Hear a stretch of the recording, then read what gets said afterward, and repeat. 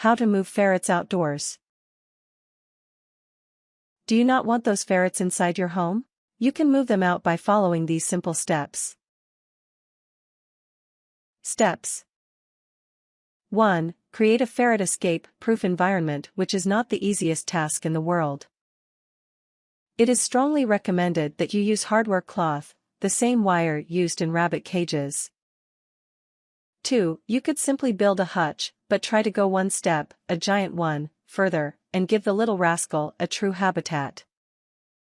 A small pen, maybe 10 by 10 square, and about 6-8 high is true heaven. 3. Your materials will be hardware cloth, 2x2s and 2x4s. You might even use 4x4s for the corners, and 4 square or larger pieces of plywood, preferably covered in a good weather-resistant cloth. You will want to provide a path for your pets to various areas of the pen. Trust me, they'll use them, and your pleasure in watching them will be greatly magnified. This can be done with wooden ramps, pieces of corrugated drainage pipe, the black kind used to move water by drainage and available at any builder's supply, PVC pipe, or heavy rope, very heavy rope, such as the kind used on boats, for tie up. There are other materials out there, as varied as your imagination is active. 4. Put your frame together as though you were building a small building or shed. Attach the hardware cloth with staples, good, sturdy ones, and don't skimp on the number of staples. There should be no gaps or escape routes. Make sure the door fits closely. An in-stock screen door works admirably, but put a lock on it. Don't forget, ferrets are climbers, so, yes, there must be a roof. You can either use wire, for the natural effect, or any of the clear or tinted plastic roofing sections. Again, simply be absolutely sure that it is secure. Also, you'll have to put in a floor. This can be hardware cloth, or chicken pen wire.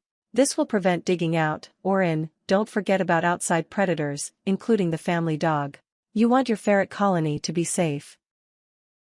5. Perches should really be built, at various levels from the ground and connected by your paths. Put some in sun and some in shade, so that they are inviting, year-round. 6. They will also need small boxes for denning. This is where they'll sleep and feel safe.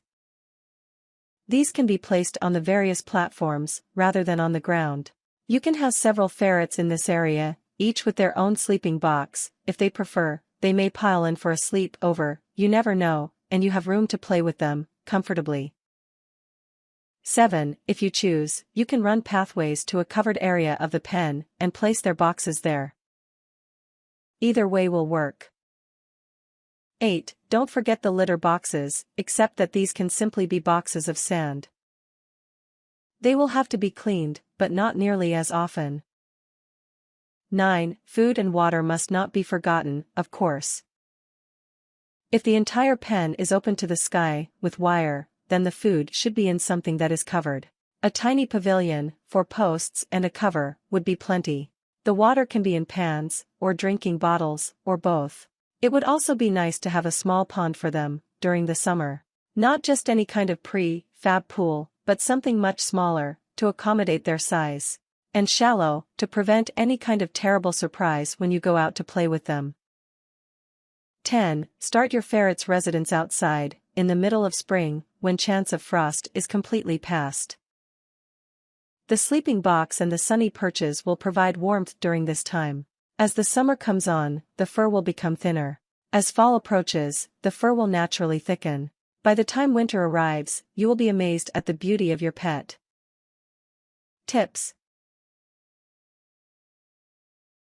A bush or two would be nice, they do love to hide. Just be sure to keep it trimmed to the size of the pen. Just because they're outside, doesn't mean they need you or want to see you. The pen can be a lot of fun for all of you. Don't forget them, they are fascinating. They will still love their toys, so let them have some. Ferrets can be territorial, so don't move a new one in without introducing it to the others, one at a time, maybe indoors, and don't bring one home from the store and stick it outside unless spring has arrived. They need to build up a natural shedding cycle. Grass is good, but, remember, you'll have to keep it cut, so think ahead about how you'll go about that. Remember, ferrets are fearless, even when weed eaters are involved. Warnings. Don't forget about predators, keep your pen well maintained and tight. Research any plants that you put in the pen, to avoid poisoning your pet. Some plants and animals don't mix. Your vet would be a good place to start, when checking on the toxicity of a plant, and, of course, there's the internet. There are also several books out on plants versus pets.